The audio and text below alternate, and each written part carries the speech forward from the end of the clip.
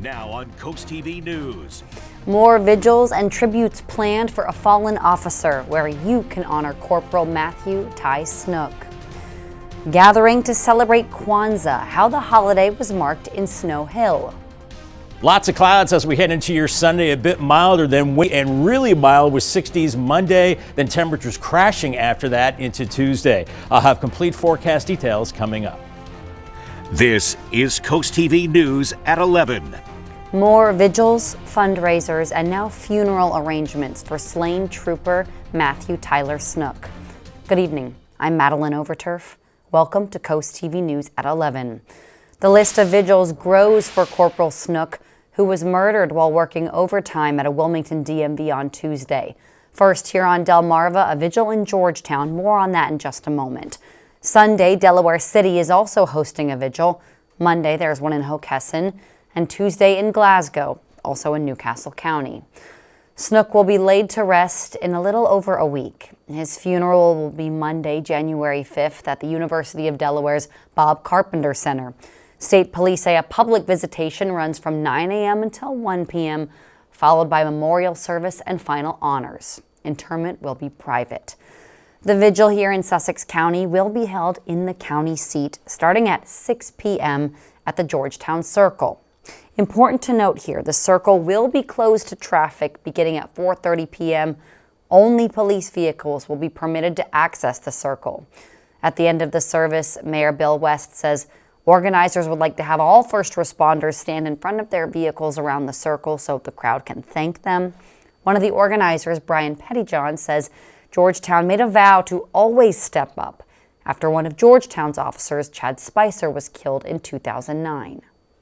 When we had our tragedy here in 2009, we got support from every corner of the state of Delaware, from Maryland, from Virginia, Pennsylvania, neighboring regional states, even from the other side of the country.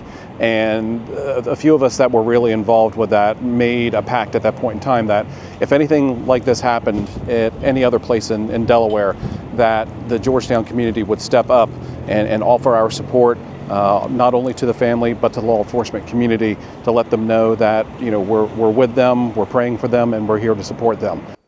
The vigil is set to go until 8 p.m. and we will have coverage tomorrow here on Coast TV. This Saturday, upstate, the Blue Line Network will host a Back the Blue drive-through event Saturday, January 3rd from 9 to 4. That's at the William B. Keene Elementary School in Newark. Volunteers will place memorial stickers on cars. All donations will go directly to Corporal Snook's family. Corporal Snook leaves behind a wife and a 1-year-old daughter. And new tonight, we know the Rehoboth Beach Barbell Club is hosting an event in January honoring Corporal Snook. According to their Facebook page, the Lift in Honor will be Saturday, January 17th from 10 to 2, bringing people together through powerlifting and fitness challenges.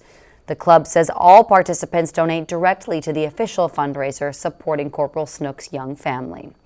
For more ways on how to support the family, we have a list of fundraisers right now on CoastTV.com. As we take a look outside, we're going to turn it over to our first alert meteorologist, Bob Trihey, with our forecast. Good evening, Maddie. Earlier this evening, we had a little bit of snizzle, a little bit of snow flurry activity and drizzle. And with temperatures falling below freezing this evening, watch on those bridge decks and exit ramps. Could be a little slick. Otherwise, we're looking at some starry skies at times tonight. Otherwise, we'll call it mostly cloudy as temperatures are falling below that freezing mark very early Sunday morning. By 4 a.m., we're looking at temperatures into the low 30s and possibly some fog as we start your Sunday morning, 6:30. So heading out to church or maybe grabbing some breakfast. It's going to be cold. Temperatures in the low to mid 30s, then increasing clouds. Temperatures rising above freezing in the morning hours and then into the 40s by the afternoon. Here's your day part forecast. Starting out below freezing. That's why I'm a little concerned about some slick roads early on. Otherwise, increasing clouds through the day, and with a southerly breeze, we're looking at temperatures at least into the mid 40s. I think upper 40s by the end of the day. And then windy and much milder Monday, and then colder again on Tuesday. Full forecast details coming up a little bit later on. The African American Heritage Society of Snow Hill and surrounding areas hosted a Kwanzaa celebration today at the Snow Hill train station. Families gathered for arts and crafts, music, games, and a poetry workshop. all centered around the principles of unity, creativity, and community. The free event also featured traditional foods and activities designed to bring people together. I am pleased with the turnout. We did have a goal of having youth come. This is a positive thing to have in a community to stay out of trouble, and also just a safe place to be comfortable to be you and have fun. Kwanzaa is a 7-day holiday celebrated nationwide, and each day of Kwanzaa is dedicated to one of 7 defining principles. Well, it's dark, it's cold, and for some people, it's actually depressing. Coast TV meteorologist Bob Trihey shows us the science and treatment behind seasonal affective disorder. The shorter days this time of year can contribute to a condition called SAD, or seasonal affective disorder. Paul Vincenzio has a loved one that suffers from SAD. It can be passed down from generation to generation if not handled at that present time. So, for me, it was I don't want to say traumatic, but a very eye-opening moment, especially at my youth when I knew nothing. I knew sunshine and rainbows and toy soldiers, Don't ever be alone. If you feel like you're alone and you're upset, do something about it. Dr. Katie Elder, a psychologist in Sussex County, says it's an imbalance in brain chemicals that trigger SAD. So melatonin will kind of increase during the day, making somebody sleepier and not as energetic, and then serotonin levels drop, making them not as energetic. Elder says there are other factors that come into play. They could have grief in their life. They could have additional stressors. They could have significant changes happening. And so all of those things combined can really make the changes in daylight impact a person. If you feel you're suffering from SAD or seasonal affective disorder, Dr. Elder says to get outside on a day much like today with full sunshine to soak in that vitamin D to lessen your symptoms. A nice slow exhale, as slow as you can on the exhale. Plus, there are additional things Dr. Elder says people can do to improve their mental health. It's really important that people maintain healthy sleep habits, healthy eating habits, continue to exercise, and most of all, that they continue to get outside, even if you're bundling up. Mother Nature's patterns impacting our mental health. For Coast TV, I'm Bob Trihey. After the winter solstice, the days do get longer by 1 to 2 minutes daily, so that's good news and more opportunities to soak in vitamin D. Death of the check. The Federal Reserve considering the demise of check writing. Lots of clouds on this Saturday, even a little bit of flurry and drizzle activity earlier. High of 40, our low of 32, and that's below the averages of 47 and 31. We're going to see windy conditions to start the week with 60s Monday and then sharply colder after that. Full forecast details coming up in just a bit. But first, Dover looking to continue its hot start to the year with a bracket championship at the Governor's Challenge. Find out who came out on top when we're back in just 60 seconds.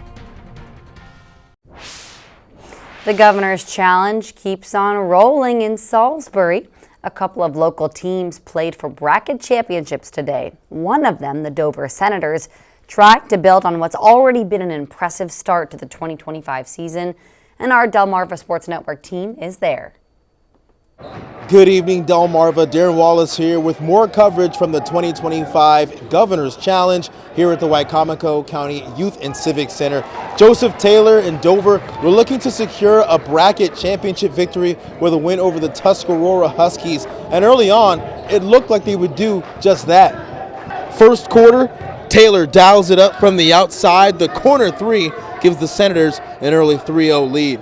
But after an 11-0 Senators run, Tuscarora's Colin Bird puts an end to it. Bucket in the foul. He'd missed the free throw, though. The Senators were getting anything they wanted early. Here's Kareem King inside. He had a nice afternoon with 15 points. There's a couple right there. But on the other end, Bird cuts inside. He's hit again, and the bucket goes.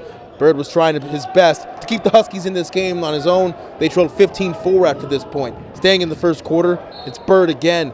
Down the lane with the left hand. He had it going all game long. And how about Bird again? Making moves, getting inside. He simply can't be stopped. He scored all but 2 of the Huskies' first quarter points. Still in the first half, Bird goes the length of the court this time, splits a double, and finishes through contact. Bird is the word. But While Bird was trying to keep his team in the game, Chase Little was doing his part to extend the Senator lead, and the and-one jumper makes it 29-17. Earlier I mentioned Kareem King scored 15 points. Here's 2 more of them. King on the break with the Thunder Jam. Dover would lead 40-21 at halftime. Second half, more of the same. Terrence Williams to King to Taylor. The two-hand flush puts the Senators up by 21 points, but there's no quitting these Huskies. Bird gets going again, this time in the post. He spins and wins for 2. Then Chaz Battaglia skies for the deflection. The Huskies get the steal, and Battaglia finishes on the other end, and suddenly the Dover lead is trimmed to 14. Later, Bird, Pure, the triple, and it's an 11-point game. Then it's Bird inside, dishing it out. Kevin Worley splashes the 3. The 21-point lead has been trimmed down to just 5. But the Senators would try to answer. Taylor can't. Bird skies for the board, makes a full court pass to Battaglia, who finishes at the cup. Battaglia finished with 15 points on the afternoon, and suddenly the Huskies lead by 1. Then in the fourth quarter, Dover tried to take back over. They go to the steady hand, Terrence Williams. He puts the hook shot in for 2. Dover's back up by 1. Then Cam Jackson Davis. The lob for Javion Dennis. That's too easy. Dover back up by 3 after this bucket. Then with a minute and a half left, when you need a dagger, who you gonna call? Javion Dennis. Dennis finishes with 15 points, and Dover finishes 2-0 in bracket play with a 68-60 win over Tuscarora to secure the championship. Colin Bird finished with 33, 11, and 4 for the Huskies in the loss. We had a couple of comebacks come up just short today on day 2. And if you missed any of the action on DSN or DSN Plus, you still got plenty of time to subscribe. We got 3 more days of non-stop basketball coverage coming at you live, and you don't want to miss any more of it, because I promise you, this is the best holiday basketball tournament, not only in the Eastern Shore, but in the entire country. That'll do it for sports. Have a great night, everyone. Helping seniors, 5 signs your friends or family may be struggling and need extra help. That story coming up. We saw lots of clouds on our Saturday, a few peaks of sun, and temperatures were in the low 40s shortly after midnight. And then much of the day we've been in the 30s. Around 41 in Cambridge today, 40 for a high in Georgetown, 42 in Ocean City, 41 in Salisbury. And then earlier this evening, we had a little bit of that snizzle, some snow flurries and some drizzle. Watch for slick roads tonight. Otherwise, milder on Sunday with lots of clouds, light winds, temperatures into the mid 40s, maybe some upper 40s. Then early next week, we start to crank up the wind. Sunday night into Tuesday, very windy. Secure those outdoor items. Still have some holiday decorations out there, so you're going to want to secure them. Wind gusts 30 to 40 miles per hour. Looking at highs into the 60s on Monday, then much colder 30s heading into your Tuesday. Here's our temperature trend the next several days. It's going to be colder heading into your Sunday, but still above average. Really mild heading into Monday, around 64. Then temperatures crash after that as we're into the 30s and 40s with temperatures below average. Here's Futurecast as we go through the overnight. Midnight, mostly cloudy skies, and once again, some of those roads could be slick as temperatures slide below freezing. As we go into your Sunday morning off to church or maybe just grabbing some breakfast, maybe some areas of fog, otherwise temperatures into the low 30s. By 9:30, mostly cloudy skies, temperatures into the 30s. Noon, we're in the low 40s, and then I think mid 40s to maybe some upper 40s Sunday afternoon with cloudy skies. And then as we go into Sunday night, we're looking at blustery southwesterly winds, and that's going to mean milder conditions into Monday morning. Look at this, starting out in the 50s, and then we're surging into the 60s by noon Monday, into the lower 60s, mid 60s by early afternoon, but very windy conditions continue. Then we'll see a cold front sliding through, wind shift to the northwest, and temperatures start to really plummet. Monday night, we're into the 20s and 30s and feeling much colder with the wind. By Tuesday morning, we're into the upper 20s. Along the coast on Sunday, upper 40s from Lewis to Dewey Beach with lots of clouds, and Ocean City 46 and cloudy as those winds really ramp up Sunday night into Monday morning near 40 miles per hour, and it remains windy through Monday and very cold as those winds are still over 40 miles per hour Monday night and into Tuesday. Still very windy and cold, but feels like temperatures in the teens and 20s as we go into Tuesday morning. Very cold and much of the day with the wind wind. It's feeling like teens and 20s. And then as we head into New Year's Day, maybe a little system brings us a little bit of snow and rain. Right now, not looking like a major system. 27 tonight, mostly cloudy and colder. And then tomorrow, 49, mostly cloudy, some afternoon showers. Paul, they have a 7-day forecast. Winds really crank up Monday, 64, a few showers, and then only 36 Tuesday. New Year's Eve, 41 on Wednesday and looking dry, but then a little bit of rain and snow on Thursday, perhaps 42, and then colder into Friday, and then a little milder as we start next weekend. In your health news tonight, health experts say the holidays are a good time to assess how aging loved ones are doing. In tonight's Health Minute, Mandy Gaither has the subtle signs seniors may be struggling at home. It's time to be together with the ones you love, and what better gift to give this holiday season than making sure your aging relatives are safe. It's just an opportunity where we start to see the changes as they develop in real time based on the fact that we're all meeting together. Dr. Case Tedder with Orlando Health says those changes can be subtle and include balance difficulties, trouble getting up from a chair, leaning on a wall, clinging to a handrail for short distances, and loss of grip strength. All of these can lead to a fall, which is the leading cause of injury for adults 65 and older. It's a very preventable thing and something that we can easily make adjustments to avoid. To keep seniors safe, Tedder says to eliminate home hazards like clutter, loose rugs, cords, and in the bathroom, make sure there are grab bars and a shower with a non-slip mat, chair, or one you don't have to step into. And also make sure there's plenty of lighting and that they wear shoes that are sensible. Be careful with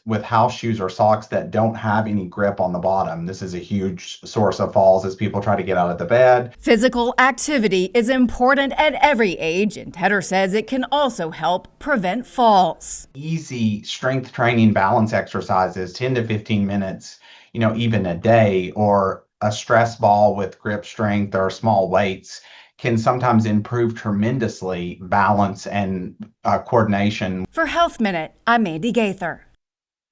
After the break here on Coast TV News Holiday House, we'll show you some of our favorite decorations on Delmarva. But first, writing a check. When was the last time you saw someone do it or did it yourself? Why the Federal Reserve is considering check writing in the red, up next. We told you last month about the demise of the U.S. penny. Well, now another form of payment might be on the chopping block, the good old paper check. NBC's Priscilla Thompson shows us why the Fed says they're starting to explore winding down their check processing services.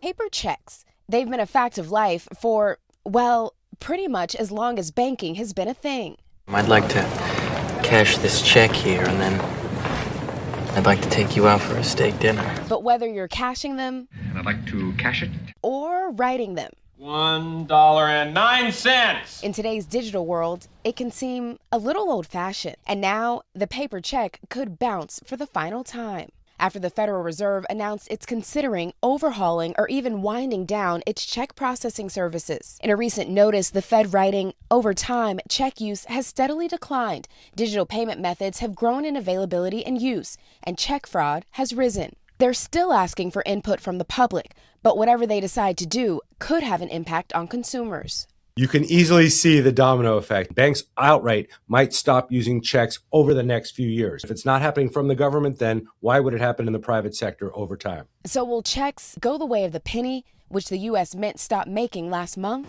3, 2, 1.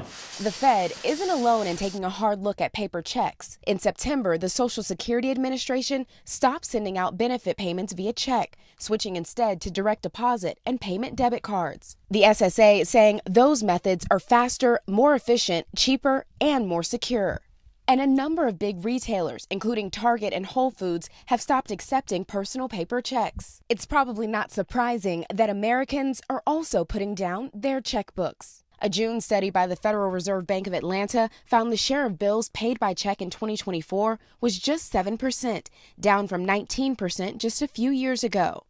And that over the past 7 years, electronic payments and debit cards have taken over as checks decline. Still, not everyone is in favor of checking checks. One Fed board member writing a dissent to the Fed's notice, saying in part, in 2021, about 11 billion checks were written.